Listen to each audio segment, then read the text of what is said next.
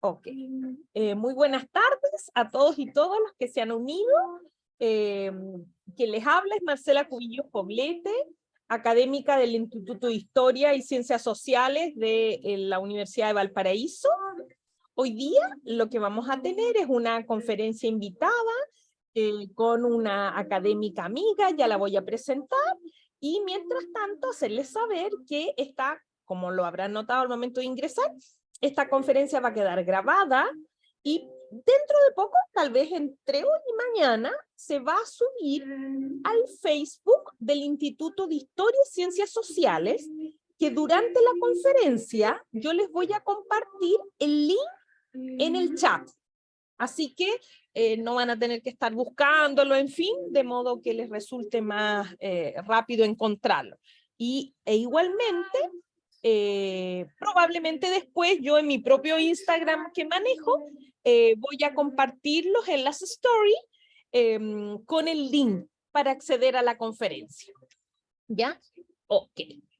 Entonces, vamos a la presentación de nuestra invitada de hoy. Como pueden ver ahí a mi izquierda visual, quien nos acompaña es una académica amiga. Ella es Lili Estefania Jiménez Osorio, es licenciada en Historia por la Universidad de Chile, es máster en Cristianismo y las Artes del King's College London, y actualmente es candidata a doctora en estudios americanos por el Instituto de Estudios Avanzados de la Universidad de Santiago de Chile. Ella nos ofrece una interesantísima conferencia que originalmente se había pensado de manera presencial, pero por distintas razones pudimos reacomodarla por esta vía, y la ventaja que da esta vía es que al dejarla grabada, después podemos compartirla. ¿Ya? El procedimiento va a ser el que en general hemos seguido en actividades de esta naturaleza que durante la pandemia se hicieron muy comunes, y es, ella va a exponer aproximadamente del orden de los 50 minutos, y luego vamos a dar espacio a preguntas o comentarios que ustedes quieran formular libremente. Los invito en ese sentido a que si en el momento que ella está exponiendo les parece interesante plantearlo, escriban su inquietud en el chat, porque luego, cuando se detenga, yo voy a partir leyendo lo que el chat tiene escrito. Así que esos van a tener prioridad, digamos. Igualmente después, si alguno quiere utilizar el micrófono, no hay inconveniente. La idea es exponer más o menos entre su conferencia y el diálogo hasta aproximadamente las 4 de la tarde. Ok, muchísimas gracias por asistir, y obviamente a Lili, muchísimas gracias por la gentileza no solo de ofrecer su conocimiento, sino de adaptarse a la circunstancia y hacerla por Zoom, que al final esto le va a dar potencial de que más personas la escuchen, porque presencial habríamos estado todos comprometidos en Valparaíso. Muy bien, Lili, cuando quieras nomás. Bueno, muchas gracias Marcela por la presentación, muchas gracias por la invitación también. Y bueno, voy a proceder a proyectar mi pantalla. Como bien dijo Marcela, lo ideal es que vayan dejando las preguntas en el chat, y así no nos vamos distrayendo tanto. Y bueno, la sesión de hoy la titulé a petición de Marcela, como comprender el arte bizantino, una introducción a la estética del ícono. Y bueno, en la sesión de hoy me voy a concentrar principalmente en dos elementos: los fundamentos más teológicos y estéticos del ícono, y va a ser una clase curiosamente con pocas imágenes, porque en general este es un tema que yo abarco en alrededor de 3 o 4 sesiones. Entonces, en realidad hoy día voy a presentar algo muy resumido de un trabajo mucho más grande. Y bueno, vamos a ver algunos elementos. Espérenme que me voy a poner un timer, porque si no soy capaz de hablar 3 horas seguidas sin respirar. Entonces, bueno, aquí está mi correo también institucional de la Universidad de Chile, para que las personas que después tengan alguna otra duda. Yo también colaboro con el Centro de Estudios Griegos de la Universidad de Chile, así que también ahí hay unos cursos que pueden tomar, y ahí hacemos sesiones mucho más largas y donde profundizamos mucho más los temas que estamos conversando. No sé, Marce, si se puede silenciar el Zoom. Me suena clink, clink, clun, clun. ¿O lo tengo que hacer yo en mi compu? lamentablemente, desde hace un tiempo Zoom cambió formato y ese campanita no he logrado descubrir cómo eliminarla. Así que lo único que te puedo decir es que yo voy a estar atenta siempre y apenas vea a alguien, lo ingreso o lo expulso. Pero no tengo modo porque ya me ha tocado un par de veces clase y busqué en la aplicación y aunque yo cliqué silenciar, se hace una actividad y vuelven a aparecer en la campanita y son doble campanita, campanita al tocar y campanita al ingresar. Lamentablemente prefiero decírtelo de manera directa.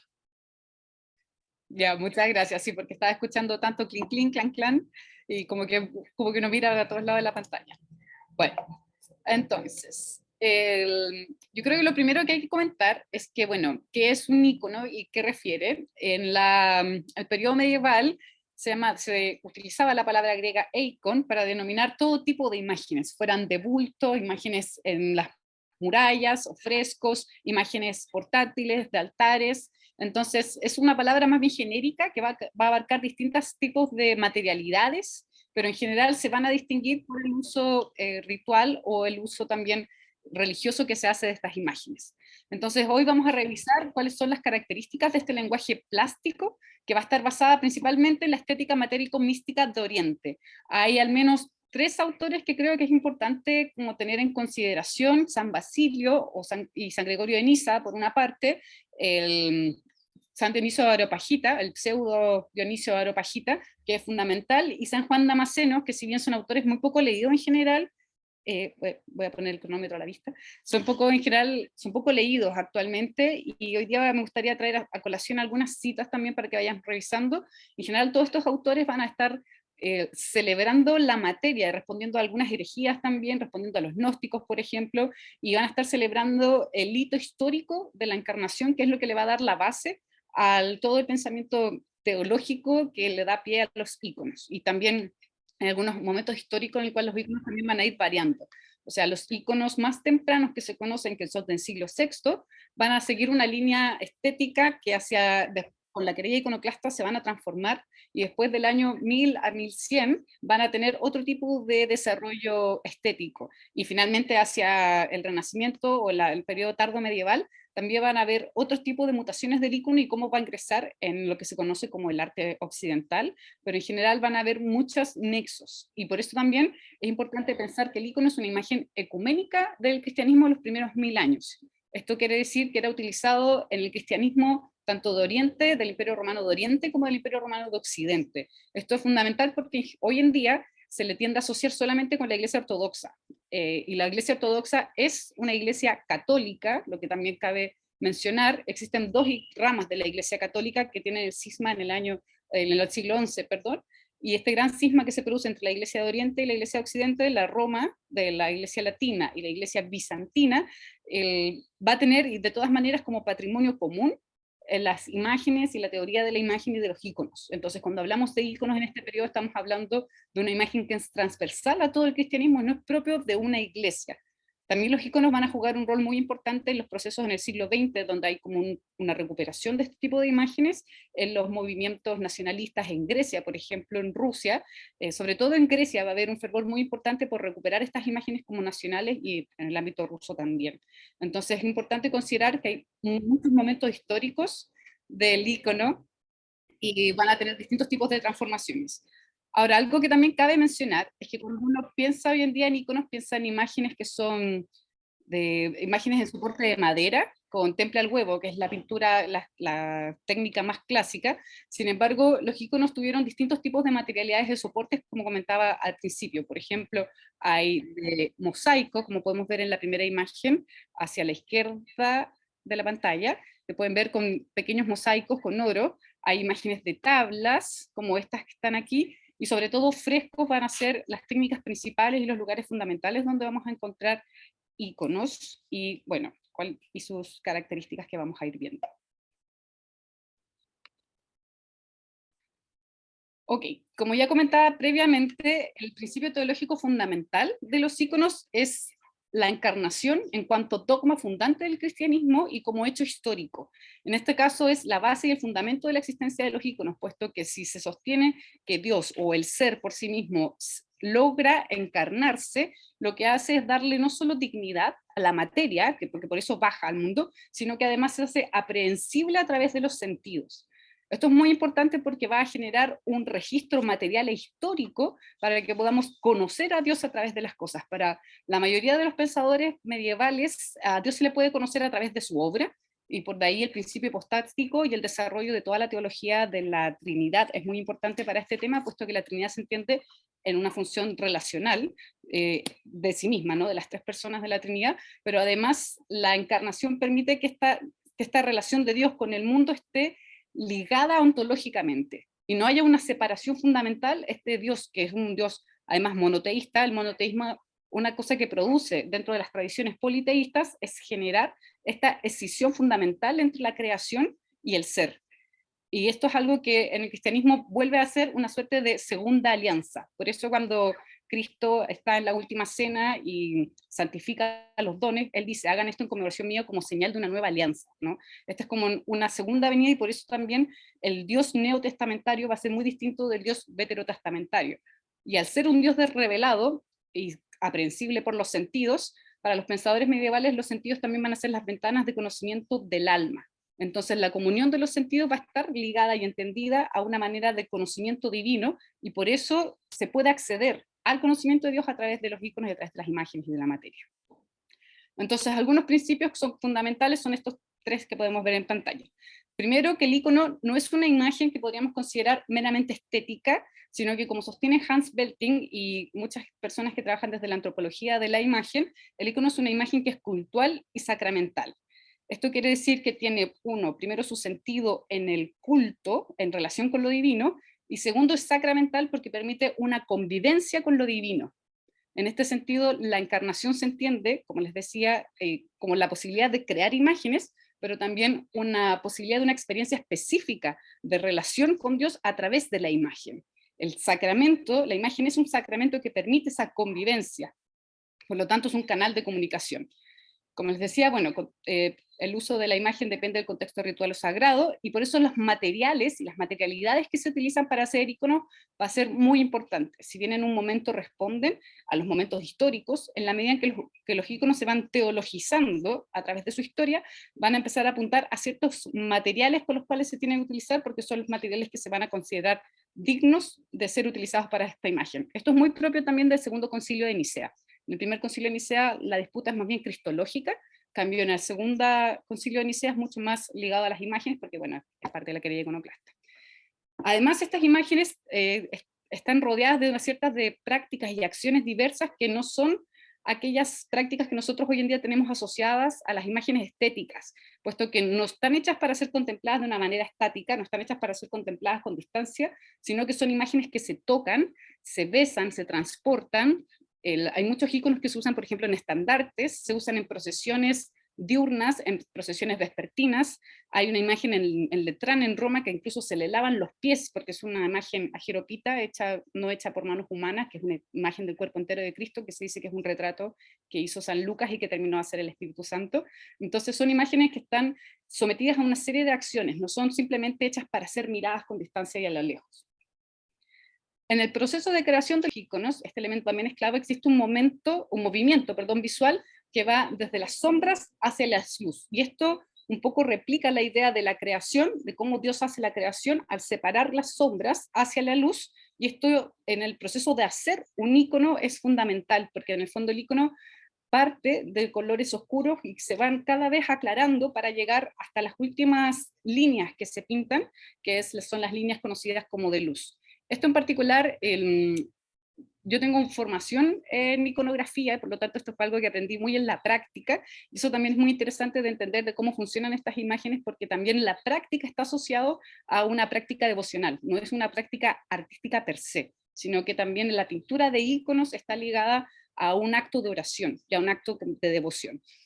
En este sentido, como les comentaba, hay un uso de materiales específicos para crear una atmósfera sagrada. Muchos iconos llevan fondos de oro, que actualmente se relacionan al brillo de la gloria divina, pero también en toda la estética medieval se asocia mucho la presencia de Dios con la luz. Esto tiene su origen en las interpretaciones de la Sagrada Escritura. Por ejemplo, cuando se describe el templo de Salomón y se llena de la gloria de Dios, lo que hace es bajar olas de fuego que iluminan todo el espacio. Y también otro el pasaje importante del Nuevo Testamento es la transfiguración de Cristo en el Monte Tabor, donde Cristo se eleva, va a rezar con algunos discípulos, se eleva y se transfigura teniendo a dos profetas a su costado con los cuales conversa, y los discípulos que lo están mirando, entre ellos Pedro, solo observan una luz muy fuerte que hace que sus vestiduras, perdón, se vuelvan tan blancas que dice el texto bíblico, no existe la bandera que pueda conseguir ese color blanco, de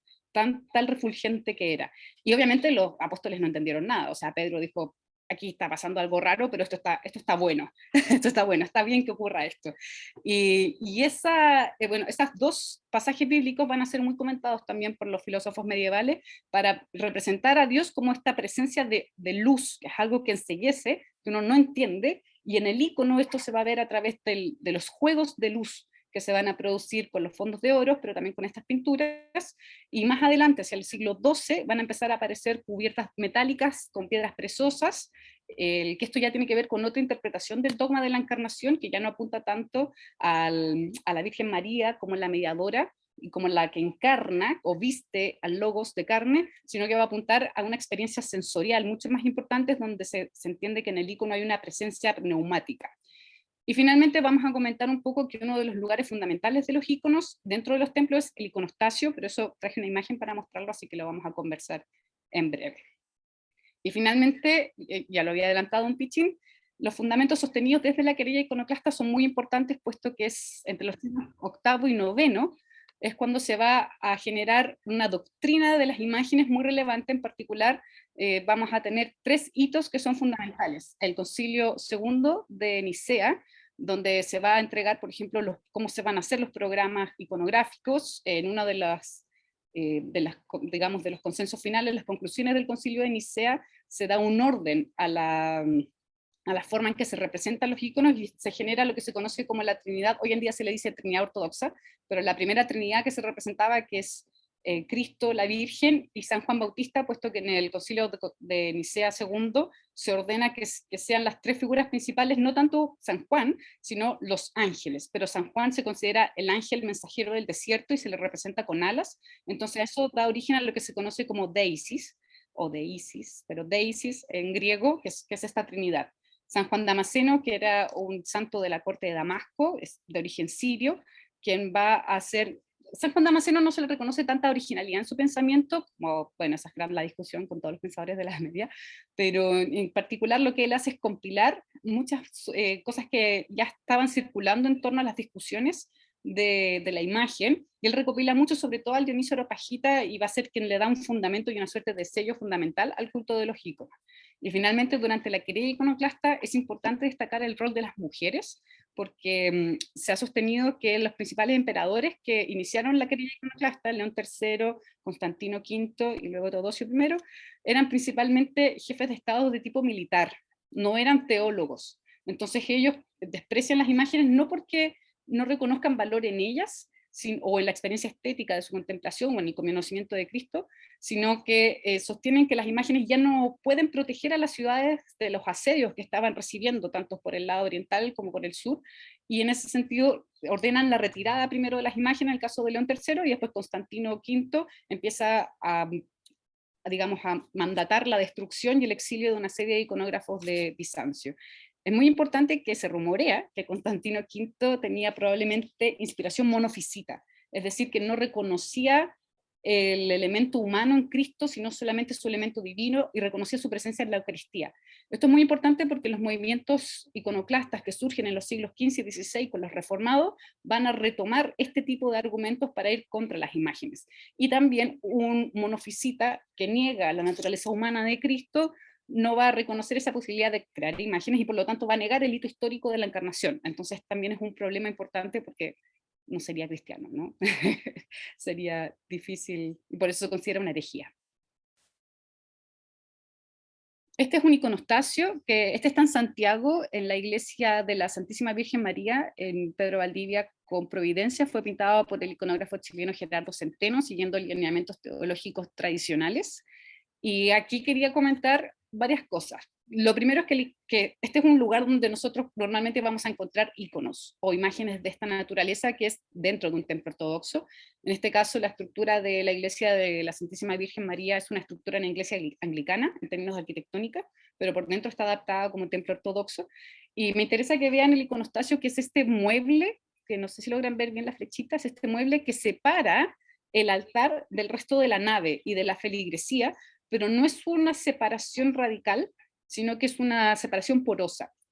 Un colega teólogo siempre decía que el iconostasio hay que entenderlo como una suerte de membrana que contiene la parte más sagrada del templo, pero que permite la comunicación entre las distintas partes. Entonces, al centro podemos ver las puertas reales, que según el programa iconográfico siempre están coronadas por la Anunciación de la Virgen María, que marca el origen de toda la historia sagrada. Esto es muy importante porque todos los retablos medievales, tardomedievales e incluso renacentistas siempre se van a iniciar con la Anunciación. O sea, incluso el famoso retablo de Gante también tiene la Anunciación en ambos extremos, ¿no? A un lado y al otro está el ángel y la Virgen María. Las puertas reales también tienen los 4 evangelistas, y estas puertas se abren y se cierran en distintos momentos del rito. Luego vamos a ver, bueno, la Virgen María, y en la parte más alta, es decir, si nosotros pudiéramos subir nuestra mirada hasta el techo de la iglesia y ver las partes de las naves, la parte superior de la nave, debería haber un Cristo Pantocrator, es decir, un Cristo todopoderoso que mira a la feligresía, luego miramos a la Virgen María porque es a través de ella que se encarna, y luego vemos las escrituras que están, solamente del Nuevo Testamento están los 4 evangelios en el libro principal dentro del altar. Luego en el iconostasio vamos a encontrar la Virgen María, Cristo y San Juan, que en este caso es esta de Isis que les comentaba previamente. Vamos a ir aceptando a la gente que llegando, y el resto de las imágenes va a depender de las advocaciones a las cuales está dedicada esta iglesia. Entonces en este templo en particular vemos que aquí está el nacimiento de la Virgen María, no se ve tan bien en esta imagen, pero es porque esta es la iglesia de la Santísima Virgen María, y estos además son los iconos que se besan al final del rito. Y en las puertas laterales que vemos ángeles, esto también en otras iglesias así, son puertas que se abren y se cierran para distintos momentos del rito, donde los sacerdotes salen a sahumar a la feligresía, hacen distintas procesiones durante el rito, y también depende del calendario litúrgico, si es una fiesta, un rito, o solo una oración, lo que se hace. Entonces el iconostasio va a ser este lugar principal donde nosotros vamos a ver todo este programa principal de cualquier templo ortodoxo, en el cual reconocemos cuáles son las advocaciones principales, la de Isis, y también el resto de santos y santas que son fundamentales en este lugar. Traje también, ya que parte de esta presentación incluye mi propia preparación de iconografía, aquí en la fotografía vemos a Federico Aguirre, él es iconógrafo y también profesor de teología en la Universidad Católica. Él pinta con una técnica especial que se llama tetracromía, que es griega, y el traje a colación para comentar la oración del iconógrafo, porque esta oración, descubrí con los años, se basa mucho en el credo niceno, que el credo niceno fue el primer credo universal del cristianismo que se empieza a organizar. De hecho, el Concilio de Nicea I fue uno de los primeros grandes concilios ecuménicos de todo el cristianismo, donde, como sabrán algunos, se convoca para condenar a los arrianos y a una serie de otras herejías, sobre todo monofisitas, etc. Y fue un concilio principalmente cristológico. Entonces, muy interesante que esta oración que se reza hasta el día de hoy, antes de pintar, es una oración que está pensada en ese primer momento de institución de la Iglesia católica, tanto ortodoxa como latina. Y dice la oración: tú, oh Señor divino, de cuanto existe, ilumina y dirige el alma, el corazón y el espíritu de tu servidor. Lleva sus manos para que pueda representar digna y perfectamente tu imagen, la de tu Santa Madre y la de todos los santos, para gloria, alegría y embellecimiento de tu Santa Iglesia. Me gusta mucho esta oración porque, uno, el iconógrafo no tiene un rol activo de creador, como en el arte moderno, sino que es un servidor de la voluntad divina, por lo tanto un vehículo de la creación, como un ángel en este sentido. Y además el orden que propone, ¿no? Tu imagen, Pantocrator, la de tu Santa Madre y la de todos los santos, también va generando una jerarquía de las formas de representar. De hecho, en las escuelas iconográficas también hay un orden en el cual uno va pintando iconos. No es que uno llegue y diga, voy a pintar un angelito. No, se parte por el Mandilion y se sigue por otras, la Virgen María y así, el Pantocrator, etc. Y algo muy importante es que las imágenes tienen una función, que es la gloria, celebrar la gloria, celebrar con alegría, porque las imágenes, los iconos se usan mucho para fiestas, y para el embellecimiento de tu santa iglesia. Si los iconos también son imágenes de Dios, reafirman esa presencia de Dios a través de esta belleza sensible que permite el acceso a través de los iconos. Estas son algunas imágenes del proceso de pintura. Aquí podemos ver a Gerardo Centeno, él es el maestro de la iglesia de Santísima Virgen María, donde estuve participando en su taller por alrededor de 9 años, y traía estas imágenes por 2 motivos. Aquí se puede apreciar lo que algunos autores han llamado esta díada brillante opaca que se produce en la pintura de los íconos, puesto que la técnica principal que se usa es el temple al huevo, que es a base de huevo, pigmentos, alguna puede ser vino o cerveza para que mantener el ligado, y bueno, las técnicas varían, pueden ser más acuareladas, más densas, pero aquí podemos ver que se crea una dualidad entre lo opaco y lo brillante, que teológicamente va a ser muy relevante para entender esta doble naturaleza de Cristo, humana y divina, que se manifiesta a través de las imágenes. Entonces no solamente el conocimiento sensible, sino que también los materiales expresan abiertamente este sentido teológico de la dualidad en de la divinidad y el humano en Cristo. Entonces podemos ver que aquí vemos que este fondo que es muy opaco y muy oscuro, las encarnaciones van de más oscuro a más claro, la aplicación del oro permite este reflejo de la luz, y obviamente las luces que se van poniendo poco a poco en la parte oscura, ¿no? Acá vemos también el pintado de iconos, precisamente esta es una compañera que estaba pintando justamente las luces. Estas líneas blancas que ustedes ven aquí se llaman técnicamente luces, y se van poniendo primero, después de una serie de veladuras que se van haciendo, se van construyendo estas luces que tienen un sentido también teológico, como venía explicando.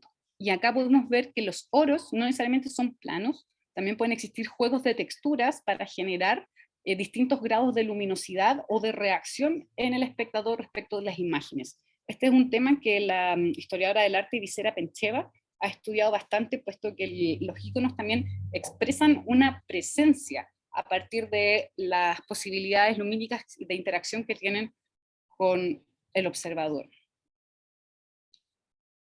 Aquí traigo 2 ejemplos de prácticas que tienen que ver con los íconos. Este acá es el Padre Santiago de la Iglesia de la Santísima Virgen María sahumando, y como ven él va con un ícono en la mano mientras lo va presentando la feligresía, pero traje la imagen del Papa Francisco besando un ícono que tiene particular importancia, puesto que después del Concilio Vaticano II, las iglesias de Roma y Oriente, porque las iglesias orientales tienen 4 patriarcados distintos, se tienden a acercar, y a finales del siglo XX el ícono se vuelve a reconocer como un patrimonio propio del cristianismo, y es por eso que hoy en día vamos a ver en iglesias anglicanas, por ejemplo, o en todas las iglesias más tradicionales y cercanas al catolicismo, el uso de íconos que ya no pertenece exclusivamente a lo que hoy en día conocemos como la iglesia ortodoxa, sino que, repito, es un patrimonio que se reconoce por todo el cristianismo, puesto que es la imagen primordial de Cristo.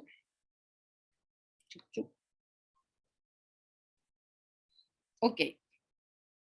Otros principios teológicos y estéticos que me gustaría presentar es, por un lado, un concepto bizantino del mundo, en el cual se basa en este dualismo que busca una belleza trascendental a través de la pintura, la arquitectura y todas las expresiones artísticas. Esto es fundamental para entender que no es solamente un problema de los íconos como imágenes, sino que también la estética en el mundo bizantino era una estética que apuntaba a todos los sentidos. Es decir, habían elementos dentro de los templos que apuntaban a las luces, por ejemplo. Los templos tenían una estructura que hacían que el espacio fuera una experiencia específica para ver las imágenes frente a la luz o frente a la sombra. Se queman distintos tipos de incienso según sea el momento del año, por lo tanto hay un aroma en particular en estos espacios.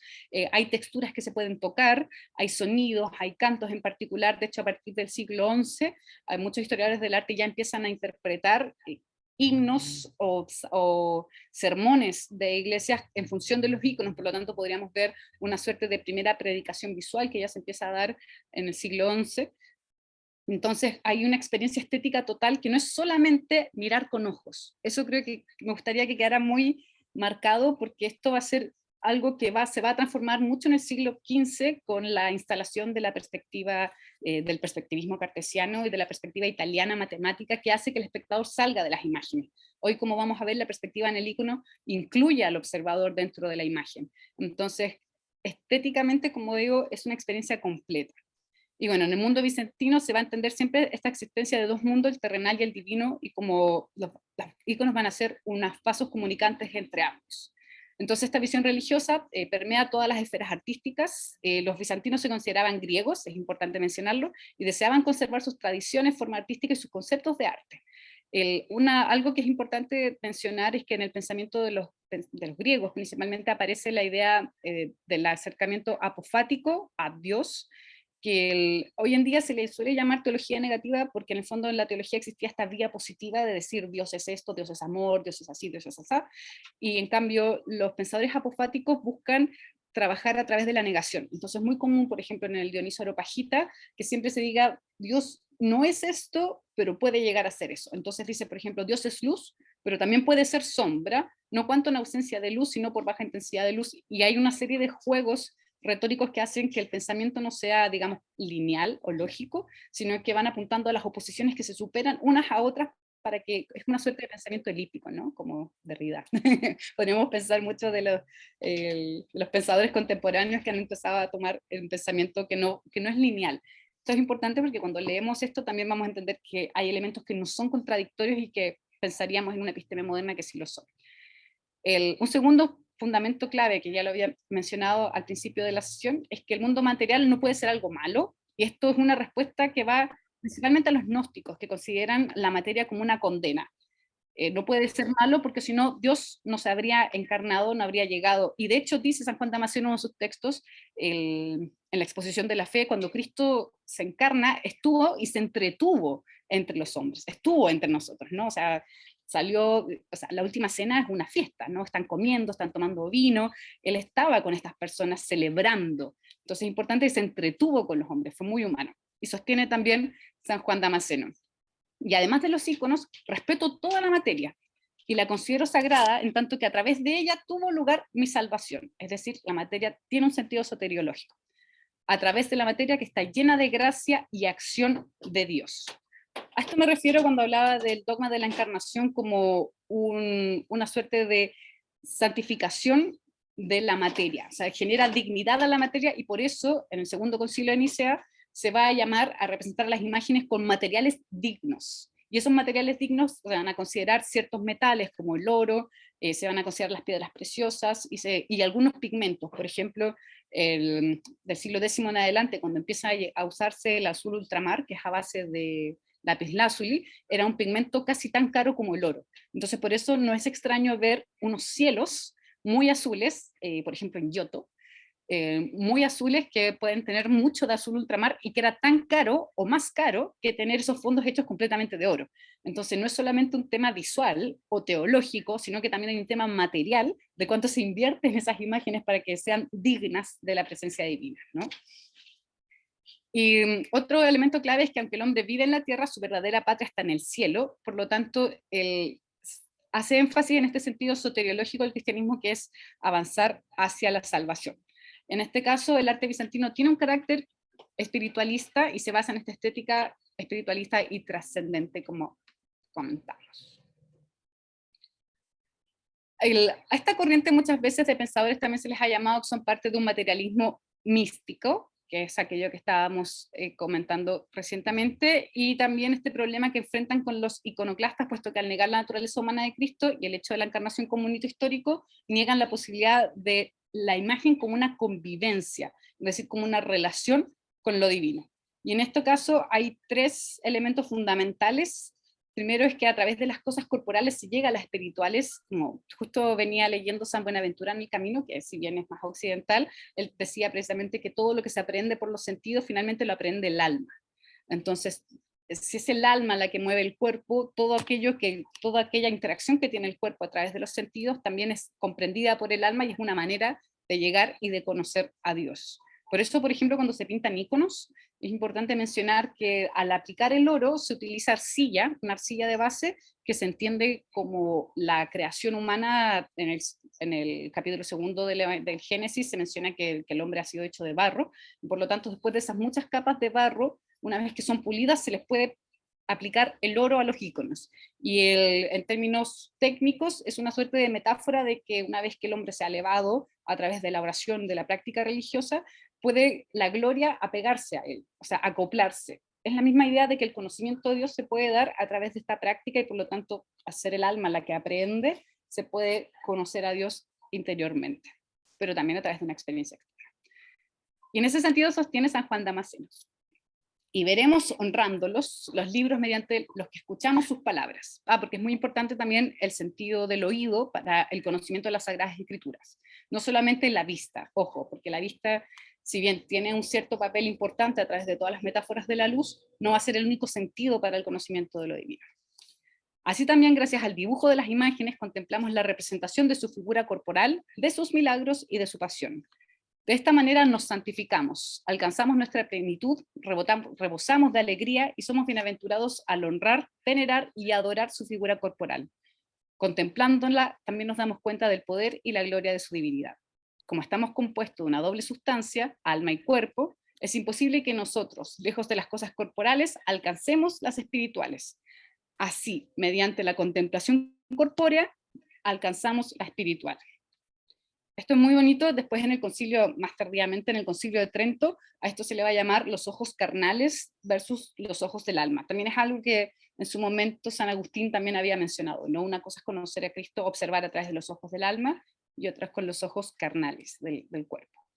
También la idea de imagen se va a reconocer como un nombre de Dios. Esta es una relación directa con el Dionisio Areopagita, puesto que su texto fundamental se llama Los nombres de Dios, es decir, la manera en que conocemos a Dios, cómo lo nombramos, porque para el Dionisio Areopagita y la mayoría de los apofáticos, Dios es inefable, no es incognoscible en su materia absoluta, un poco cercano a lo gnóstico, pero ahí están repudiando a los gnósticos también, por eso la respuesta de la materia es importante. Pero la imagen también va a ser un nombre de Dios porque está unido a Dios a través de, lo hemos dicho, de la encarnación.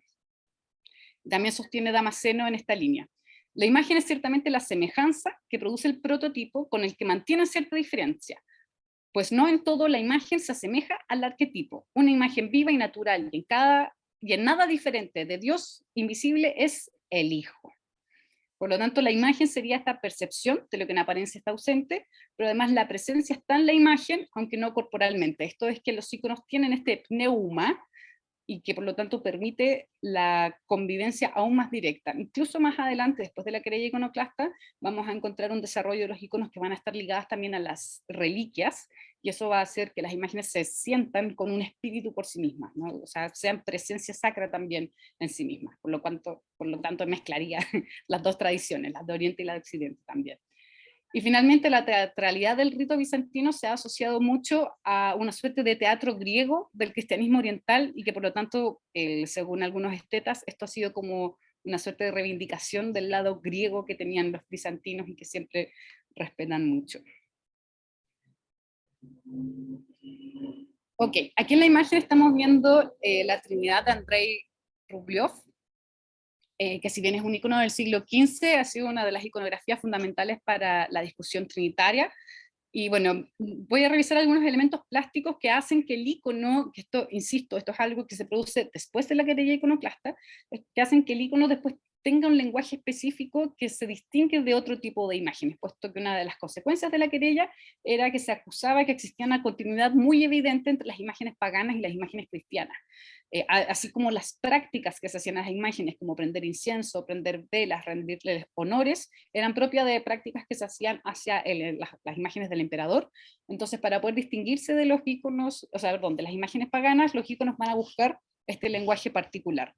Entonces, bueno, desde el siglo IV hay una comprensión de Dios en un sentido mucho más trinitario, donde se manifiesta esta relación, y este aspecto del icono va a estar ligado a la ausencia, porque también un problema que preocupaba a los pensadores medievales era que si Dios se había encarnado, se producía una suerte de ausencia en el cielo, o sea, ¿dónde quedaba ese Dios Padre? Y ahí está la idea de que el icono siempre va a hablar de una presencia ausente, ¿no? Es algo que representa porque es una imagen transitiva, no es una imagen que se acaba en sí misma, no es una imagen que está hablando de un más allá, que lo convoca, pero que no necesariamente representa directamente.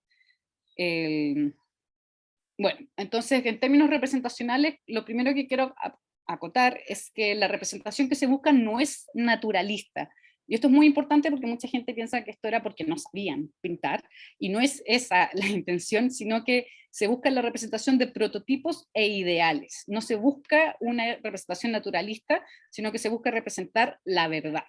La verdad en un sentido ontológico, porque la verdad se reconoce como lo divino. Para ello, las formas que son utilizadas son idealizadas, abstraídas, puesto que se busca plasmar lo invisible en lo visible. Y Teodoro Astudillo sostiene: de dos padres es la sentencia de Dionisio Areopagita cuando dice que la verdad está en la copia, el arquetipo en la imagen, una cosa en la otra, además de la diferencia de sustancia. Es decir, no es lo mismo lo espiritual, lo material. Y el gran Basilio afirma que absolutamente la imagen realizada, trasladada desde el prototipo, lleva la semejanza a la materia y participa de la figura de aquel, merced a la mente del artista y a la presión de sus manos. Me gusta mucho esta singularidad, ¿no? La presión de sus manos, la delicadeza de la pintar. Así el pintor, como también el escultor en piedra y el que realiza estatuas de oro y bronce, toman la materia, miran al prototipo, recogen la figura del ejemplar y la imprimen en la materia. Es muy importante esta idea de impresión, porque en otro momento de interpretaciones del dogma de la encarnación también se va a entender que el logos es algo que se imprime en la materia, pero se hace legible a través de la materia. Entonces las representaciones, bueno, en esta época se limitan a la figura humana porque se representan a un dios antropomorfo. Y esta va a ser una diferencia fundamental con el politeísmo, puesto que los dioses paganos pueden tomar muchas formas, ¿no? Zeus se transformaba en animales, en bichitos, en movimientos del cielo, en carros, pero el dios del cristianismo es un dios antropomorfo. Y siempre va a ser antropomorfo, por lo tanto se busca esa representación. Esto es importante porque los iconoclastas, al sacar los iconos de los palacios, por ejemplo, que habitaban, lo que hicieron fue pedirle a los artistas que pintaran paisajes o animales. Y algunos historiadores del arte sostienen que ahí está como el fundamento del arte moderno, ¿no? Que ya no busca representar la verdad divina, sino que busca representar el mundo visible. Entonces ya no se preocupa de cómo representar lo invisible a través de lo visible, sino que traslada la experiencia estética o de contemplación al mundo material de una manera vaciada de esa pretensión de verdad. Un elemento clave de los íconos que es fundamental de mencionar es la perspectiva invertida o múltiple, porque ya mencionaba que la perspectiva cartesiana, matemática o italiana del siglo XV en adelante, lo que hace es sacar al observador de la imagen, apuntar a un solo ojo y a un solo foco dentro de la imagen, pero que en general descarna la visión. En cambio, la perspectiva invertida múltiple involucra al observador dentro de la imagen, y como podemos ver en esta pintura de Rublev, si ustedes se fijan, las líneas de composición son contrapuestas. Por ejemplo, esta arquitectura apunta en esta dirección, vemos que la del piso apunta hasta otra dirección, entonces lo que podemos ver es un esquema donde si nosotros estuviéramos sentados en esa mesa, podríamos ver al movimiento de nuestro cuerpo, los pies del ángel, el cuerpo del ángel, y si nosotros moviéramos nuestro cuerpo hacia este costado, la arquitectura sigue el movimiento de la mirada, no es estática. Lo mismo hacia el otro lado, esa montaña que se curva, sigue el movimiento de nuestras miradas. Yo estoy haciendo todos los gestos, pero no sé si me están mirando. Ahí sí se ve, sí se ve, pero sigue el movimiento de la mirada, como si nosotros ya, gracias Marcio por la confirmación, por lo tanto se ve la montaña que se curva en ese sentido, y lo mismo por eso nosotros podemos ver los rostros de los ángeles, y podemos ver también sus pies al mismo tiempo, porque no es una imagen recortada como una imagen fotográfica, sino no es una imagen estática, ¿no? Sino que es un ojo que se mueve a través del espacio, por eso las líneas de dirección son curvas y son múltiples. A esto también se le ha llamado una perspectiva relacional, como dice Federico Aguirre, el teólogo que les citaba previamente. Bueno, se trata de una perspectiva relacional, una operación plástica que apunta a poner en relación los objetos representados con los sentidos del espectador. Para estos efectos, los iconógrafos bizantinos echan mano del principio plástico del ritmo, principio rector de toda la plástica de la antigüedad griega. Y en ese sentido, el ritmo lo que busca es la representación de lo vivo y se opone al arte hierático más antiguo, que es este arte de construcciones, o sea, perdón, de ejes composicionales rectos y muy planos. Sin embargo, acá lo que se busca es las líneas de composición que, bueno, buscan la percepción o sensación de la vida, pero que se entrecruzan en un esquema cruzado o de quiasmo que hace una composición dinámica. Esta composición genera vectores de fuerza contrapuestas, como decía, donde el rostro mira hacia un punto, pero la mirada se dirige en oposición al movimiento. Entonces, aquí es muy común que veamos santos que parecieran estar girándose, y las líneas de composición son distintas. Entonces, podemos ver acá las direcciones de mirada de los ángeles, por ejemplo, van cruzando en función de las líneas de la composición de las manos. Por ejemplo, en el arte renacentista, las miradas y las manos van siguiendo un esquema muy cerrado, ¿no? Muchas veces circular, muchas veces triangular, dependiendo de los artistas, pero en este caso vemos que son múltiples y muchas veces son líneas contradictorias entre ellas. No hay un orden, podríamos decir, único, sino que está a merced del movimiento que produce la imagen y que la persona al interior de la imagen estaría conviviendo. Y finalmente el color en los iconos funciona de una manera distinta, puesto que lo que se busca es generar contraste de cálidos y de fríos. Es decir, muchas veces las luces que se aplican en los iconos se aplican sobre fondos cálidos, como rojos, ocres o verde, y las luces se producen, se pintan en colores azules y blancos para generar una vibración cromática que un poco molesta al ojo, pero que permite mayor atención. Entonces no funciona tonalmente, busca generar esta vibración visual, y se alternan, bueno, capas de colores de opuestos llamativos. Esto nosotros lo podemos ver hoy en día, por ejemplo, en las ambulancias, que tienen rojo y azul, y cuando prenden las luces se ven muy lejos o a mucha distancia, precisamente porque produce ese contraste cálido y frío, y no funciona como un naturalismo que busque esa continuidad de colores, sino que se separa. Porque, insisto, lo que se busca es la representación del prototipo y no de este ideal. En este sentido, los íconos reflejan un pensamiento apofático del pensamiento místico que, como decíamos, está basado en el pseudo-Areopagita, donde alguien está queriendo entrar. Este concepto de sombra está aplicado a Dios y tomando la metáfora de la luz que viene desde Aristóteles, pero va siendo tomado por distintos pensadores. Y bueno, y además las categorías estéticas, bueno, paso de lo perceptible a lo inteligible, esto un poco lo comentaba antes, como de los sentidos se va a poder conocer a Dios, y por lo tanto estas categorías estéticas van a ser la base de esta experiencia de la relación con Dios. Marce, ¿tú me avisas cómo voy con la hora, por favor? Sí, estamos bien. Unos 15 minutos más y ahí paramos y hacemos diálogo. Ya, vale, muchas gracias. Pensé que era menos tiempo el que tenía. Tuc, tuc, tuc. Ok, aquí quiero revisar otro de estos elementos del lenguaje plástico específico. Como les comentaba, esta es una de las imágenes de los iconos más antiguos de las que se tiene registro, de la Virgen del Niño con los ángeles, San Jorge y Teodoro, del monasterio Santa Catarina, del más o menos del año 600 después de Cristo. Y aquí hay una técnica en particular que me gustaría que miren, un pichín, que es la técnica de la encáustica. La encáustica consiste en la preparación de una cera caliente que se mezcla con los pigmentos, pero que es muy difícil de aplicar porque se seca muy rápido. Sería como el uso de un acrílico sin un medio o sin un retardante, por lo tanto es algo que se seca muy rápido y implica una maestría técnica muy importante para poder conseguir tonos naturales o para poder conseguir las imágenes, ¿no? Entonces, la encáustica era la técnica predominante en la antigüedad tardía, inicios de también como de los siglos medievales, podríamos decir, y era también la técnica en la que se utilizaban una serie de otras, la que se realizaban, perdón, una serie de otras imágenes. Entonces, en términos de continuidades técnicas entre las imágenes paganas y las cristianas, la encáustica fue fundamental, porque fue la primera técnica con la que se pintaron íconos, pero además los mosaicos y el uso de oro sobre madera eran elementos que ya se daban en el mundo pagano. En esta imagen en particular quisiera destacar esta relación donde se ve a la Virgen María con el niño sobre el cuerpo.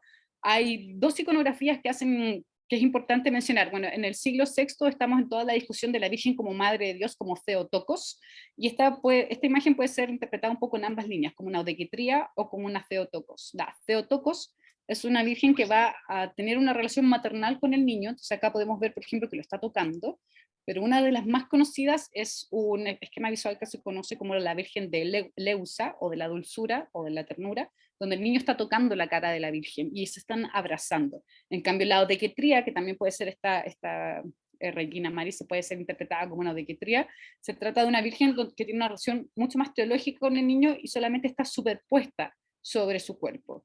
Se sostiene que esta imagen está basada también en imágenes de Isis de la época, y que por eso era importante distinguirla cristianamente con una aureola, por ejemplo.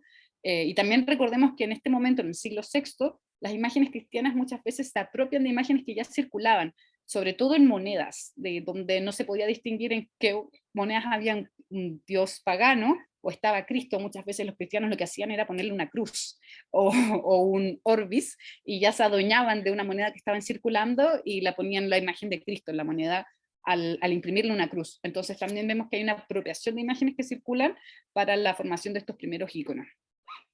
En el mundo bizantino también vamos a hablar de dos tipos, o reconocer dos tipos de imágenes: las litúrgicas, como mencionaba previamente, que se encuentran en el iconostasio o al interior de los templos, pero también es importante mencionar las extralitúrgicas, que son imágenes que hay de dos tipos: imágenes milagrosas que aparecen en un determinado lugar. Por ejemplo, hay muchas imágenes que son reveladas en ciertos espacios y que por lo tanto después confluyen y tienen templos alrededor, o también las imágenes de protección que se utilizaban, por ejemplo, en las puertas de la ciudad.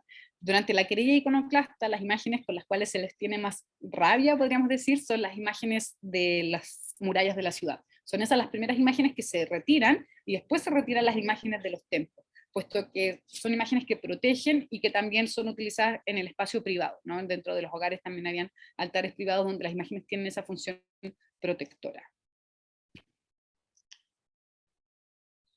Dentro de las influencias visuales, y esto lo traigo para hacer un poquito de contraste, es importante mencionar los retratos ptolomeicos. Estos corresponden al siglo II de la era común, y estos retratos son hechos también en encáustica. Muchos de estos están en la colección del Met, para que los puedan buscar en internet, pero estos retratos siguen siendo hasta el día de hoy muy importantes porque son, bueno, retratos fúnebres, son retratos que se ponían en la parte exterior de los sarcófagos de cuerpos momificados. La mayoría responden a personas de la élite, pero sorprenden por su nivel de naturalismo y también por digamos, el detalle que tienen. En términos de composición, estos retratos son fundamentales para entender los rasgos que se utilizan en los iconos bizantinos. Por ejemplo, el esquema de los ojos, como podemos ver en este lado izquierdo, es exactamente el mismo esquema que se utiliza en las composiciones de iconos contemporáneos, lo mismo que su nariz. Como podemos ver, este es un retrato muy semita también del rostro. Sin embargo, esto también nos demuestra que existía la habilidad técnica para representar con naturalismo ciertas escenas o ciertos elementos, pero no es algo que se buscara. Y esto quisiera hacer mucho énfasis, porque en el fondo todo el arte medieval va a estar atravesado con este problema, y es algo que en el pensamiento moderno cuesta mucho entenderlo. O sea, no había una vocación por representar naturalistamente el mundo, teniendo las condiciones técnicas y materiales para hacerlo. A eso quería apuntar. Sino que lo que se busca es representar otra cosa. Por eso recién, cuando veíamos la Trinidad de Rumblev, acentuaba mucho esta idea de la representación de los prototipos y de esquemas ideales, no esquemas naturales, que como podemos ver aquí son claramente naturales, y podemos ver que los rasgos son distintos, ¿no? Podemos distinguir claramente 4 personas con rasgos distintas, miradas distintas, y eso en los iconos no va a suceder. Los iconos se va a buscar esa representación de ideales, por lo tanto los rasgos que se usan también van a ser rasgos genéricos, no rasgos específicos, aunque esto no va a ser así en toda la historia de los iconos, spoiler, porque en realidad según distintos momentos históricos, por ejemplo en los siglos XVII y XVIII, y por influencia del Renacimiento italiano, van a haber iconógrafos, sobre todo en el ámbito ruso, que van a pintar muy realistamente, y en el siglo XIX ya nos vamos a encontrar con iconos pintados al óleo, y no va a ser sino hasta el siglo XX que va a existir un nuevo movimiento de recuperar estas artes iconográficas que van a ser consideradas en esa época como un arte popular, como un arte folk, ¿no? O casi una artesanía. Ya, con esto voy cerrando. Y así podemos dar espacio a las preguntas. Existen una serie de tradiciones que explican el origen de la pintura de los íconos. Hay varias, en realidad hay también motivos iconográficos que se podrían revisar. Sin embargo, para la sesión de hoy voy a comentar la que es un poco de las más conocidas, pero también la que da mucha dignidad y honra el oficio de los iconógrafos, que tiene que ver con la Santa Faz o la historia del Mandillion o la Santa Faz. Esta es una historia que circulaba oralmente. De hecho, San Juan Damasceno en la Exposición de la Fe recoge una de las versiones de esta historia, porque bueno, Hans Pelting ha recuperado al menos 2 variantes. Y bueno, las 2 variantes de la historia son más o menos las siguientes. Existía el rey Apgar, que es el que vemos en la imagen. El rey Apgar era un rey en Odesa, y hay 2 variantes. La primera variante sostiene que él vivía en el siglo I y que era amigo de Cristo, y en un momento él quiere tener un retrato. Entonces envía a un pintor de la corte para que vaya a hacer un retrato de Cristo, así como el retrato de San Lucas de la Virgen, que es otra de las tradiciones que justifican la pintura de los íconos, y envía a este pintor de la corte y le pide que haga el retrato, y cuando empieza a pintar, se desespera porque no puede captar la esencia divina, no puede captar la imagen de Cristo. Entonces un poco Cristo se aburre y le dice, a ver, y como que se pone el pañuelo en la cara e imprime su rostro en este pañuelo, que es este que está recibiendo en la imagen, y luego se lo envía de vuelta al rey como un regalo. Entonces este tipo de imagen, lo que se conoce como una imagen no realizada por manos humanas, o agiropita, que ya lo había mencionado, y coincide entre una reliquia y una imagen, puesto que es algo que ha tocado a Cristo al mismo tiempo que es una imagen. Por lo tanto, el motivo del Mandillion o de la Santa Faz, que es esta imagen impresa en un pañuelo, se reconoce como la primera imagen de los íconos, y por ejemplo cuando uno va a formarse como iconógrafo es la primera imagen que uno tiene que pintar. Otra variante de la historia del rey Apgar es que era un rey en el siglo VI, y que era muy devoto y estaba muy enfermo, entonces Dios se compadece de este rey y decide enviarle a través de ángeles una imagen del rostro de Cristo. Entonces otras representaciones de este mismo motivo iconográfico van a presentar un pañuelo sostenido por ángeles entregando esta imagen. Ahora me gustaría que pusiéramos atención a esta imagen del rey Apgar recibiendo la Santa Faz, porque aquí vamos a ver que, por ejemplo, no tiene corona de espinas. Acá vemos que tiene cuello, pero en general no tiene, y muchas veces tiene una aureola con una cruz atrás donde se escribe Ho'on, que soy el que soy, o seré el que seré, depende de la traducción bíblica. Y esta imagen va a tener otras variaciones, que es importante. Por ejemplo, en el mundo occidental también tenemos una versión de la Santa Faz, que es la historia de la Verónica. Esto es muy interesante porque esto solo ocurre después de la cruzada del saqueo de Constantinopla, y cuando los cruzados roban una serie de reliquias de Constantinopla y se las llevan a Roma.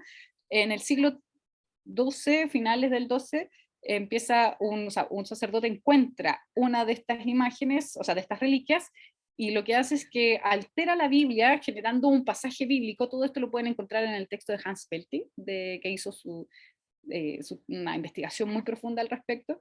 El texto se llama Imagen y Culto, y bueno, este sacerdote lo que hace es que altera un capítulo bíblico e inventa la historia de la Verónica, de que cuando Jesucristo iba con la cruz en el Vía Crucis, en un momento se cae y se le acerca a una mujer que le presta un pañuelo y puede estampar su rostro en este pañuelo.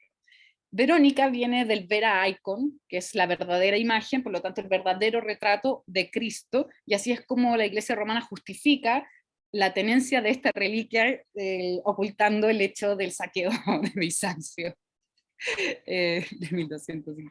Entonces, el punto es que es una tradición iconográfica que se traslada de una capital del imperio a la otra, y lo que vamos a ver después con el tiempo son variaciones de este mismo motivo iconográfico. Van a haber muchos tipos de variaciones. Entonces, por ejemplo, acá vemos una de Andrei Rublev del siglo XV, donde, como podemos ver, los rasgos son rasgos genéricos. Aquí vemos, por ejemplo, el pelo que está con líneas de oro para mostrar esa como radiación de luz. Es muy importante que el icono, eso es algo que no mencioné, los elementos plásticos, el icono irradia un foco de luz. No es que tenga un foco de luz externo que produzca sombra, sino que el icono es la producción de la luz. Por eso también se usa harto el oro, para que pueda reflejar y no sea una luz afectada por un punto específico. Por eso no es una imagen estática tampoco. Acá estas representaciones duales apuntan a la doble naturaleza de Cristo, por eso tiene su barbita 2, y los rulitos también apuntan a esta doble naturaleza humana y divina. Este icono es el más clásico, bueno, este es un mandilion muy puro, donde nos vemos la representación del pañuelo, pero otra tradición más occidental va a ser esta que es del maestro de la Verónica, se le llama, del siglo XV también, donde ya vemos la aparición de una mujer que sostiene el pañuelo, y esta es ya la Verónica, esta es del ámbito de los Países Bajos, y vamos a ver que, bueno, en los Países Bajos se da un renacimiento distinto que en Italia y en el mundo, y lo que estaba ocurriendo en el mundo bizantino, pero vemos que acá en esta Santa Faz hay una apropiación distinta, donde sí se busca una representación mucho más carnal y real de Cristo, y ya vemos un alejamiento de esta idea del ícono en su función más teológica, y empieza a funcionar más como una obra de arte. Por eso Hans Belting en su libro Imagen y Culto lo titula Una historia de la imagen antes de la era del arte, y para él la mercantilización del arte en el siglo XV va a llevar a una desacralización de las funciones de la imagen para, digamos, capturarlo de la esfera cultural y transformarlo en una mercancía, haciendo del arte, bueno, una primera secularización podríamos sostener, pero además haciendo que estas representaciones de imágenes abandonen esas pretensiones de verdad y se empiecen a trasladar hacia, y se abran a otro tipo de representaciones. Por eso en el Renacimiento también vamos a ver una celebración de muchos temas míticos griegos o romanos, y por eso Avi Warburg escribe su célebre texto del Renacimiento pagano, ¿no? Que es una contrarrespuesta también a la dominación cristiana de la Edad Media, pero eso es otra sesión. Entonces, bueno, quería terminar con este icono, que es también, acá vemos como un poco un resumen de muchos de los elementos que tocamos durante la sesión, pero que apuntan al hecho de la encarnación, puesto que al ser esta imagen una reliquia, a la vez algo que ha sido tocado, es una huella también del paso por Cristo en la tierra, y por lo tanto también tiene ese sentido teológico, cultural, pero también estético, de buscar esta representación y de las múltiples variaciones que va a tener, y que además tiene su justificación con esta historia del rey Apgar. Así que bueno, muchas gracias por su atención, gracias Marcela, y quedo atenta a las preguntas que tengo. Perfecto. Muchas gracias, Lili. Si quieres, bueno, yo decía por si querías dejar la imagen, en el caso que alguien me pregunte, ya que me pareció que, mira, al comienzo, para los que se han unido después, pueden hacer sus preguntas, si quieren las anotan en el chat y así las vamos leyendo en orden, o comentarios, y al final, si alcanza el tiempo, pueden usar el micrófono si quieren. Decía, me pareció que al comienzo sí, justo, Naslo comentaba si tú podías repetir los nombres de 3 teólogos que comentaste al inicio. No estaban escritos, creo. Los mencionabas a la pasada, entonces quizá al repetirlo satisfacemos la pregunta de Naslo y también la curiosidad de quienes llegaron un poquitito más tarde. Mientras la buscas si quieres y así la pones. No, lo había dicho, ¿no? Como tú bien dices, no lo había, espérenme que voy a poner, estaba con el cronómetro todavía corriendo, si no lo había puesto en realidad eran 4, lo que pasa es que en general se reconocen 3 padres de la iglesia, pero me enredé con otra línea, pero mencioné 4, como San Gregorio de Niza, pero también está San Gregorio Niacianceno, que son distintos, pero también se reconocen como de la patrística, San Basilio, luego el Dioniso de Pagita y San Agustín, San Juan Damasceno. San Juan Damasceno, se lo mencioné toda la sesión, San Juan Damasceno es como finalmente al que se reconoce como el padre de la doctrina de la imagen. Es el padre de la doctrina de la imagen, sí. Y el texto se llama La exposición de la fe, está en PDF en de la BAC, de la Biblioteca de Autores Cristianos, en una excelente traducción. Así que eso está disponible en internet, se encuentra fácil. Perfecto. Y les invito a leer San Juan Damasceno porque se lee muy poco. No, está muy bien. Si a uno se le despierta curiosidad por estos campos, bueno, hay que considerar que la base de todo esto son autores clásicos, pero no hay que tenerles miedo. En español hoy por hoy se encuentran y es uno el que en definitiva le puede dar una orientación dedicada a un fundamento para comprender las imágenes. Si en rigor queriendo, quizás uno llega hacia atrás hasta autores que no tienen que ver con el arte, pero que son usados. Así que hay una base. Ok, sigo avanzando. Ah, esto fue un comentario que hizo, creo que se llama Fernando, mientras estábamos desarrollando, porque Fernando parece que es español. Y claro, él comentaba que le resultaba extraño esto de escuchar. ¿Y qué pasa? En Latinoamérica yo diría que hay como dos tendencias. Algunos hablamos de ícono, acentuando la voz en la I inicial. Ícono, ah, no, porque la otra sonó. Y en cambio está la otra corriente española que dicen icono. Claro, y Fernando ahí decía, le parecía raro, pero lo revisó en la RAE. Yo en algún momento, hace muchos años, también, porque recuerdo haberlo notado en algún congreso con españoles, y me venía la duda de quién lo está diciendo mal. Y en realidad los dos lo estamos diciendo bien. Parece que sobre esto la RAE, a diferencia de otras cosas, que es bastante estricta, tolera las dos pronunciaciones. Siguiendo. Más adelante, Karina, que es una estudiante de historia de la carrera, pues la reconozco un poco por la foto y por el nombre, no quedan que uno reconoce a todo el mundo, dice, ¿cómo podemos apreciar? Me parece que esta es una interesante pregunta. Apreciar la influencia griega en los íconos bizantinos. Si pudieras dar, no sé, 2 o 3 elementos. Ya, yo que igual quisiera contrapreguntar. Cuando te refieres a griega, ¿te refieres griega clásica o griega moderna? Yo creo que se refiere a griega clásica. Ya, porque justo cuando hablé de los elementos plásticos, había mucho de eso. O sea, por un lado estaba el tema de la composición en quiasmo a través de estas líneas de vectores contrapuestas que apuntan a la idea del ritmo en la imagen y por lo tanto del movimiento, de la representación del movimiento. Por ejemplo, en el arte clásico vamos a ver muchas como, no sé, por ejemplo, el Atlas, que es una representación de un movimiento, no es un arte hierático, el icono toma mucho de eso, y lo otro yo creo que tiene que ver mucho con los usos de la imagen. O sea, son imágenes no estáticas, son imágenes que, toda esta idea de la teatralidad del rito es que hay, les recomiendo mucho visitar una iglesia ortodoxa. Por ejemplo, la Catedral San Jorge hace misas todos los días domingos acá en Santiago. Les recomiendo mucho que vayan y lo vean como en acción, porque en el fondo el icono, insisto, no es una imagen para contemplar dentro de un museo plástica, sino que en general es una imagen que se mueve, se besa, se toca, se le inciensa, se le ofrendan cosas.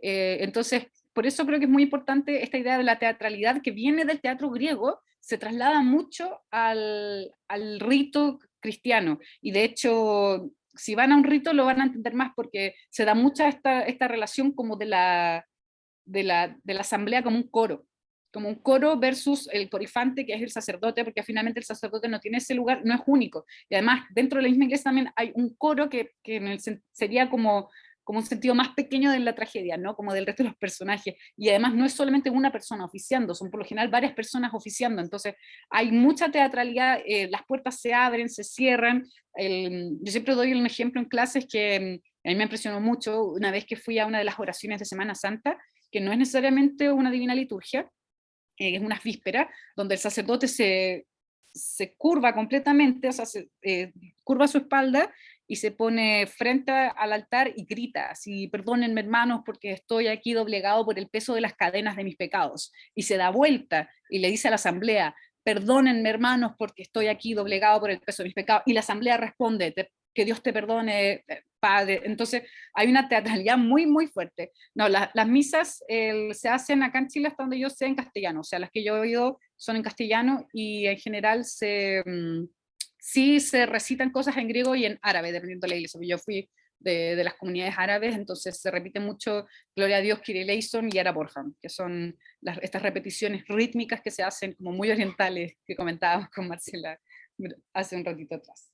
Entonces yo creo que son muchas las influencias y de hecho, o sea, los bizantinos se reconocen griegos, entonces toda esa plástica se transforma y yo creo que el estilo griego es algo que es muy propio de todas las imágenes en el medioevo. Yo por eso traté de apuntar harto al principio de la sesión en eso, ¿no? Es una imagen muy ecuménica y lo que nosotros vamos a ver es que después de los siglos XIV, o sea, si ustedes miran todo el desarrollo del arte en Italia del norte de los siglos XI, o sea, desde que empiezan las cruzadas y las órdenes mendicantes hasta el siglo XIV, XV, es puramente bizantino. pero todo, Giotto es un pintor italiano bizantino. Venecia, si ustedes van a Venecia, todas las imágenes son profundamente bizantinas. Entonces toda esa zona norte de Italia es muy, muy, muy bizantina. Lo que pasa es que después, con el siglo XV, empiezan a transformarse los elementos estéticos, pero aún así, pintores como Botticelli, por ejemplo, van a pintar vírgenes eleusas, van a seguir programas iconográficos bizantinos. Entonces la influencia griega en el fondo en ese sentido es muy, muy fuerte, y por eso por ejemplo, cuando no podemos dejar de pensar el Renacimiento italiano sin pensar la influencia bizantina en ese arte. Hans Melting dice aquí murió el ícono, pero hay muchos otros historiadores del arte que dicen como, no, aquí no ha muerto el ícono, o sea, el ícono está plenamente vivo en estas tradiciones, solo que se transforma en ciertos elementos estéticos que ya no son tan teológicos. Ese es el punto.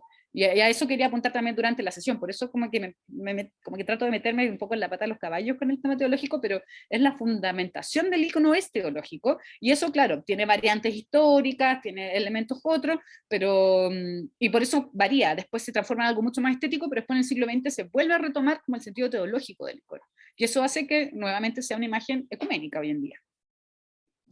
Si yo me permitiría solo agregar una idea que la estuvimos un poco conversando antes de la conferencia, y es entender que como en las lógicas bizantinas, el contacto físico es muy importante, y ese contacto físico tiene mucho de griego clásico, de pagano.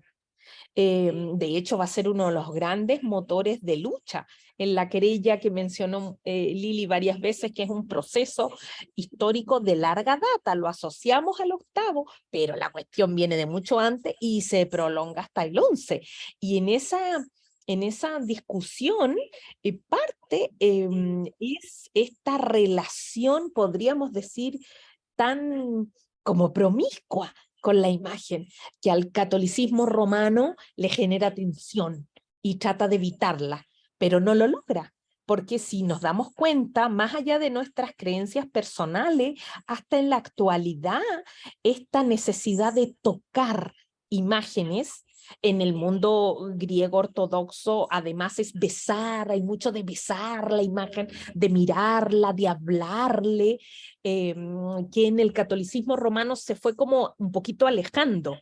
Pero si nos fijamos culturalmente, hasta ahora y por fuera de la religión, nosotros tendemos a querer tocar objetos y creer que con tocarlo, piensen incluso, lo digo a nivel como de imágenes que representan santos en la iglesia católica romana, normalmente están desgastados en los pies, en las bases. ¿Por qué?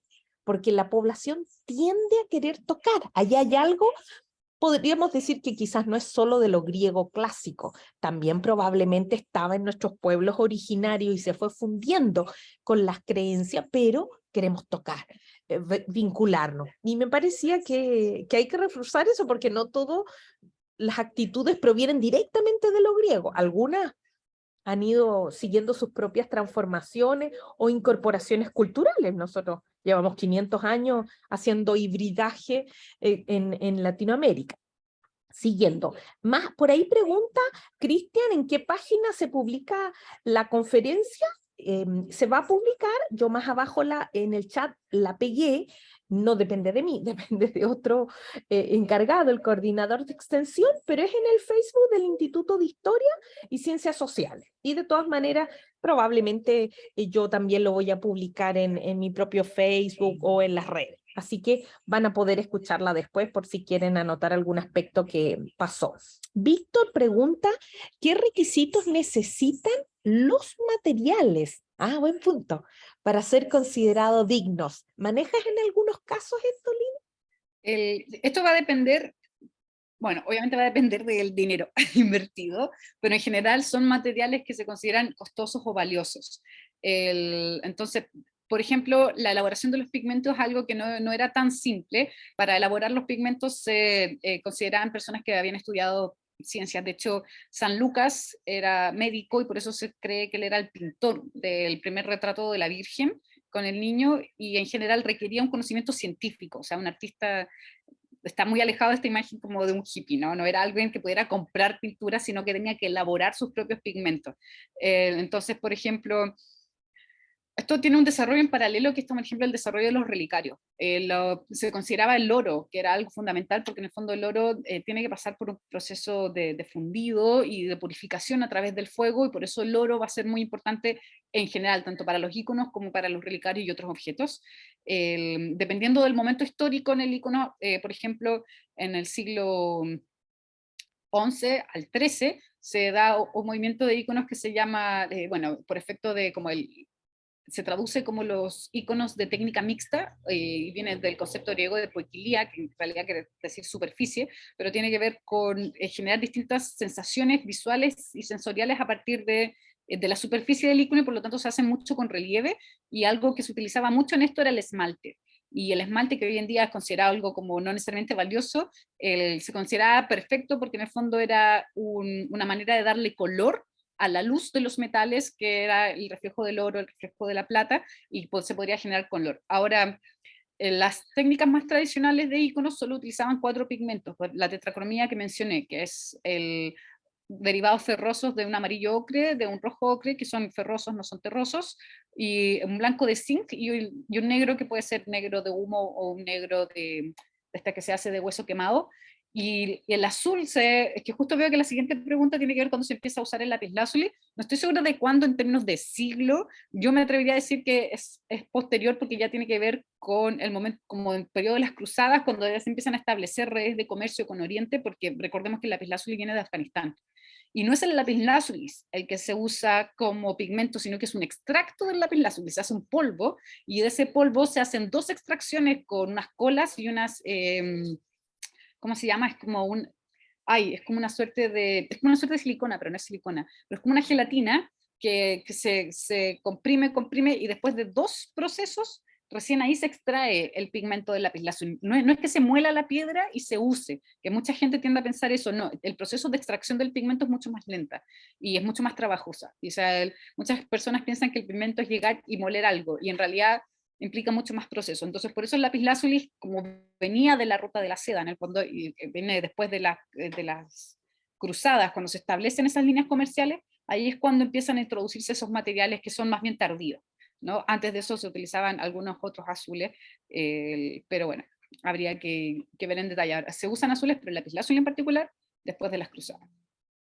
Perfecto, seguimos. Entonces ahí le respondiste un poquitito a Matías, aunque hay que decir que elementos vinculados al lapislázuli hay referencia hasta en el templo de Ishtar, en Mesopotamia, el famoso templo que está reconstruido y se encuentra en Berlín, y que estaría con uso de aportes desde el lapislázuli. Más adelante Andrés, ahí está, que pregunta, Andrés, profesor de filosofía, y movió su mano, del instituto nuestro, dice, si podrías dar los detalles bibliográficos de esto de la invención de la Verónica y la modificación medieval. No sé si lo tienes a mano Sí, o... son Ya. 2, o sea, igual quería comentar 2 cosas al respecto a esta pregunta. Primero, que hay que considerar que la Biblia no es un libro revelado como el Corán.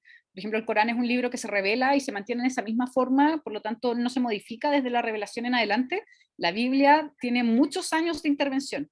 Hay libros que entran, que salen. Para los artistas se utilizan mucho los evangelios apócrifos como fuentes para la pintura. Por ejemplo, no lo revisamos hoy día, pero hay muchas anunciaciones que muestran a la Virgen hilando.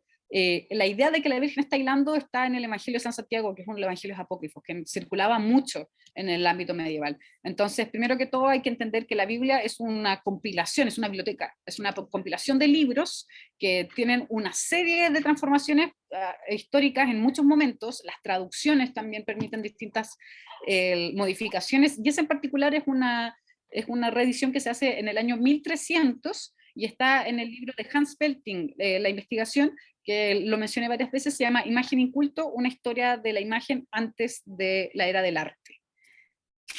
Bueno, pero ahí Hans Belting, pueden buscar, ahí está el nombre del autor, y lo pueden googlear, porque la bibliografía de Hans Belting hay mucha ya en PDF disponible. Sí, está en español también, Sí, se encuentra. Sí.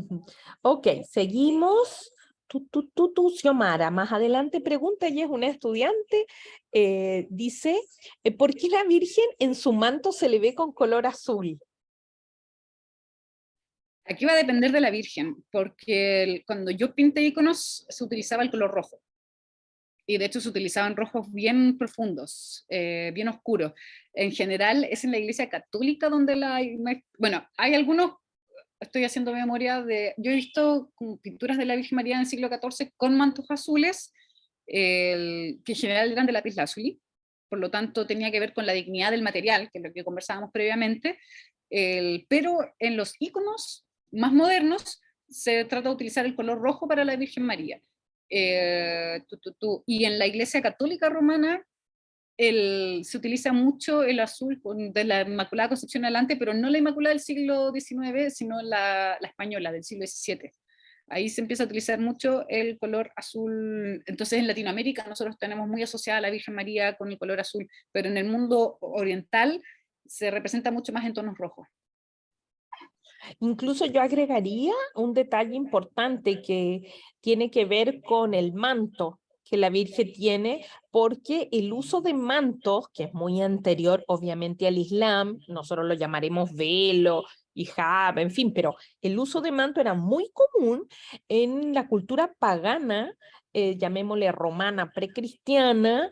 Hay distintas lecturas, algunos dicen que para el luto se usaba blanco, y que en algún momento cambió a negro.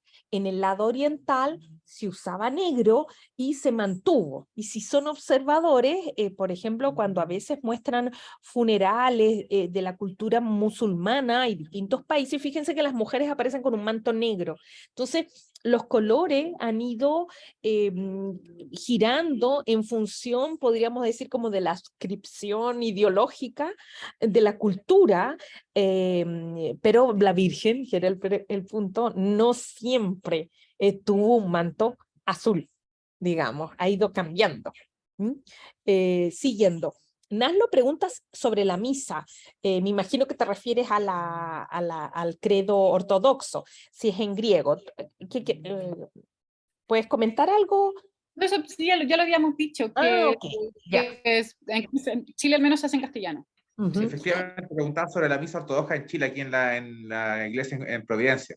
Pero yo quería hacer otra pregunta. Bueno, agradecer, muchas gracias, profesora. Magnífica ponencia, magnífica clase. Una pregunta. Hay un momento en el desarrollo del arte bizantino en que entra la figura, por ejemplo, de poder, por ejemplo, Irene, la emperatriz Irene. Y ella misma se pone en una de Isis, junto con la Virgen María y con su esposo Alejandro. ¿Eso genera algún tipo de problema teológico en la época? Esa es mi pregunta, porque uno ve las de Isis, que ve a San Juan y ve a la Virgen María y ve a San José, pero después ve a Irene, o sea, a Santa Irene y a su esposo junto con la Virgen María y el niño. ¿Eso genera algún problema político o teológico en Bizancio? Esa es mi pregunta. Y muchas gracias. Yo diría que no, porque tiene que ver mucho con el triunfo de la ortodoxia. O sea, después que se instala el triunfo de la ortodoxia, al final de la querella iconoclasta se reconocen a estas como mujeres que son como muy partícipes de la protección de la ortodoxia y del culto a los íconos. Por eso lo había puesto en una de las diapositivas, como que el rol de las mujeres es muy importante. O sea, recordemos que es Helena, la madre de Constantino, la primera que se convirtió en cristianismo y la que trajo todas las reliquias de Jerusalén a Constantinopla para fundar esta segunda Jerusalén en Constantinopla. Entonces, Calpurnia también, Calpurnia. Claro. Entonces, por eso es importante, como no produce tanto problema teológico. Yo tengo entendido que, por ejemplo, en el mundo más latino, hacia el siglo VIII, era muy importante, o sea, la Virgen ya se consideraba la reina Maris. O sea, ya se desarrolla toda una iconología de la Virgen, una iconografía, perdón, que está entronada, ¿no? Y la misma Virgen va a ser representada con joyas de emperatriz. Entonces, por eso teológicamente no es tan extraño, porque ya se utilizaba la reina Maris. Perfecto, muchas gracias. Vale. Me acordé un dato a propósito de la misa que creo que puede ser útil tenerlo presente. En algún momento en visitas con estudiantes a la iglesia ortodoxa que está en Pedro de Valdivia, en Santiago, recuerdo, le pregunté al sacerdote, ahora se me va el nombre, pero en fin, es uno muy amable que está ahí, y me dijo que a veces ocurría que para los matrimonios se hacía el rito en griego.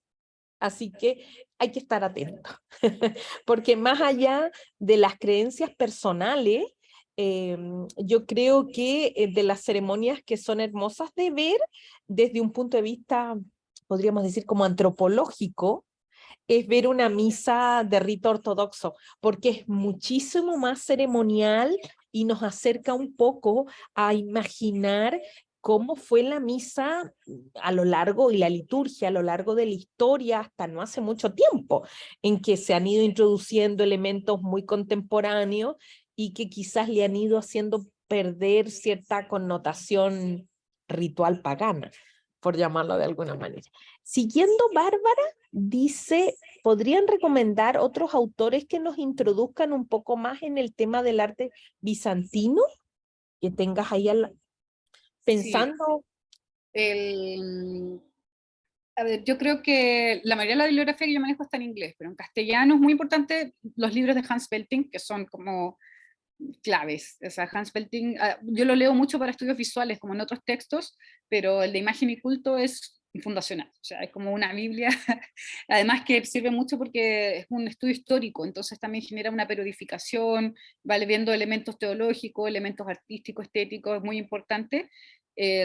Una autora que está solamente en inglés es la Visera Pencheva, que a mí me gusta mucho, es una, bueno, ella está en Estados Unidos, en Stanford, y también creo que la María Vasilakis, también, que es una muy buena, pero insisto, también está solamente en inglés. Hay una historiadora del mundo bizantino que me gusta mucho también, se llama Liz Jane, y otro autor que es clásico, pero también está solamente en inglés, es Robin Cormack, que de hecho en el 2004 hay un libro que se llama Icon and Word, que son textos en homenaje a Robin Cormack, y también ahí hay textos muy, muy buenos que responden, pero yo lamentablemente ese libro nunca lo he podido comprar, solo lo leí en la biblioteca pública cuando hice mi máster, en la biblioteca británica, y no he vuelto a encontrarlo. Y tengo solamente digitalizado un artículo de ese libro. Sí, y ahí también, bueno, está Rico Frances, pero Robin Cormack es como otro para empezar, como chup, chup, chup, y lo voy a dejar acá, Robin Cormack. Y hay otro autor que a mí me gusta mucho, Robin Cormack. Ay, parece que se escribía así, si no después les mando la referencia. Y hay otro autor que a mí me gusta mucho, pero que es muy antiguo, que se llama 16 Ringbaum. 16, así como 16, Ringbaum. Y él escribe un texto que se llama Icon and Narrative, y es un libro muy antiguo, es de los años 60, del siglo XX, y es, pero muy bueno, sí me acuerdo que la primera vez que lo leí fue como esos autores que uno los descubre, así como Didi Berman leyendo a Badburg, así como es muy poco valorado Sixteen Ringbaum, pero a mí me parece que es un texto también muy bueno, si quieren empezar a leer algo, pero insisto, en inglés. Perfecto, muy bien. Ahí hay varios nombres anotados. Y para cerrar, visto que ya estamos en la hora, Andrés, veo que le da vuelta lo de la Verónica. Pregunta ahí, dice, pero la Vulgata, que es del 400 más o menos, entonces ahí no estaba la escena de la Verónica. En teoría no, habría que revisar las traducciones. Yo tengo entendido que no, porque es del año 1300 que aparece. Y de hecho, iconográficamente, no hay pinturas de la Verónica antes del 1300. Habría que buscar esas pinturas, pero yo todas las que conozco empiezan en el siglo XV. Sí, y porque además... tengo entendido lo mismo. Ok, perfecto. Ya, entonces 1.000.000 de gracias por habernos acompañado. Como ya les dije, la conferencia se va, con el diálogo obviamente se va a publicar próximamente, y quizás solo recomendarles, para el que le llama la atención un poquito el tema, aunque no vamos a hablar de iconos bizantinos, pero sí vamos a hablar de mujeres, el 26 de octubre vamos a tener una conferencia con una arqueóloga mexicana, donde vamos a hablar del rol de las mujeres en los comienzos del cristianismo. Así que puede ser interesante para complementar el tema. Sí, Lili. Sí, una cosa es que me acordé que Robin Cormack también estuvo a cargo de algunas colecciones en el British Museum. Entonces, algo que sí pueden hacer es meterse a la página del British Museum y ahí buscar las publicaciones que están como abiertas a público. Entonces, porque hay muy buenas colecciones de iconos ahí, también las de la National Gallery, porque yo por lo menos vi hartas de estas imágenes también en National Gallery. Entonces, para que las revisen como las cosas que están disponibles. Perfecto. Ok, Andrés, ¿quieres preguntar algo? Que te veo con la mano en alto. Sí, solo hacer un pequeño comentario. Plantear que en el año 1300 se modificó el texto canónico de la Biblia me parece una tesis gigantesca. La verdad es que ahora yo estoy buscando y hay un evangelio apócrifo donde aparece la Verónica, entonces quizás no estaba en el evangelio originalmente y se incorporó en la tradición, pero plantear que se modificó el texto de la Vulgata en 1300, no sé si esa es la idea, pero eso teológicamente es gigantesco, porque sí se asume que es revelada la Biblia, digamos, ahora que no es de la misma manera que el Corán, que es inmodificable, pero un texto que fue la Vulgata que estableció San Jerónimo, el texto latino. Decir que se modificó después me parecería una cosa muy sorpresiva. Eso nomás. Sí, Bueno, te invito a revisar el texto de Hans Belting, y ahí él también lo hace con harto fundamento, y yo no lo tengo aquí a mano, probablemente lo haya dejado en la oficina, entonces, pero está, o sea, no es algo que lo inventé yo, a eso voy, no es algo que lo inventé yo, pero está en la bibliografía. No, la pregunta es si modificó el evangelio, si modificó uno de los 4 evangelios canónicos. Ese sería, quizás no está en los evangelios canónicos. La imagen de la Verónica. ok, perfecto. Entonces, quedamos aquí y muchas gracias por haber participado. Que esté muy bien. Chao. Gracias. Chao, chao.